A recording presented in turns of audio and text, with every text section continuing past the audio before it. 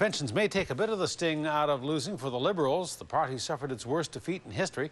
Michael Ignatieff resigned first thing this morning as Liberal leader. He didn't even win his own seat last night.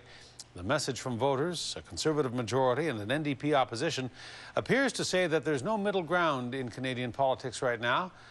So what does that mean for the future, and how will the results last night affect the next provincial vote? A-News reporter Stephen Harper joins us now with more on that. New at 6. Stephen.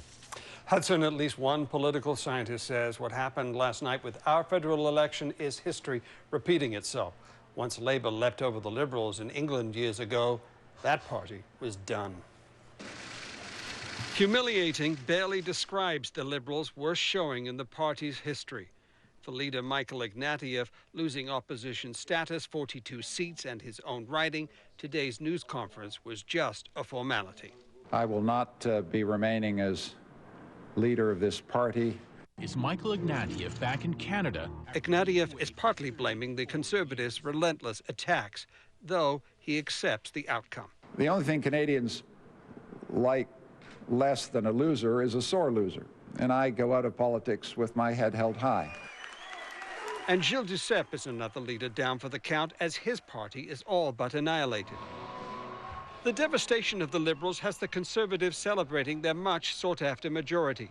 And for the first time since the election began, a very relaxed Stephen Harper is joking with reporters. They passed me the champagne and wanted me to guzzle it out of the bottle, and some of you may know I'm not much of a drinker, but I did. However, they tricked me. There was only like that much in it, so much for my wild side. That's as wild as it got. The collapse of the bloc now means the NDP is the official opposition and the dominant party in Quebec. And when people vote for change, that's exactly what they're hoping will happen. They didn't want the same old House of Commons. They did want something new. UVic political scientist Dennis Pilon says the shift in the future of Canadian politics is significant. We have a Conservative government that many thought was unelectable as a majority, too far to the right for the Canadian public. So that is a pretty significant return to power for a party that had a dramatic meltdown in the early 90s. It's that same type of meltdown the Liberals are now facing, with little hope of returning to power. I think the surest guarantee of the future for the Liberal Party of Canada is 4 years of Conservative government and 4 years of NDP opposition. But the collapse of the federal Liberal brand is seen by many political watchers to be insurmountable. Here in BC, the Liberals, a coalition of Conservatives and Liberals, remain strong and in power. UVic's Dennis Pilon believes last night's federal election will do little to change that. The Orange Crush did not roll over this province in proportions that we could comfortably say the New Democrats are coming to power provincially. But it was only 2 weeks ago Jack Layton was plummeting in the polls. Now he has the largest win in his party's history.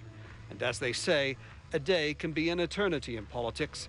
And as we've just witnessed, over 36, an entirely new landscape can be drawn, one that no one could have imagined. Now, the speculation is that Premier Christy Clark will call the provincial election sometime in September. Now, Dennis Pilon believes that that will come after the referendum on the HST in June, and he suspects, that the anger over the tax will be long over by then.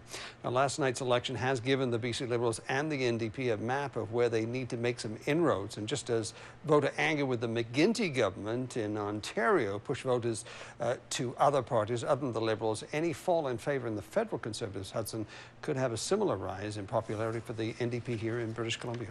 We will keep an eye on that, Stephen. Thank you. You're welcome.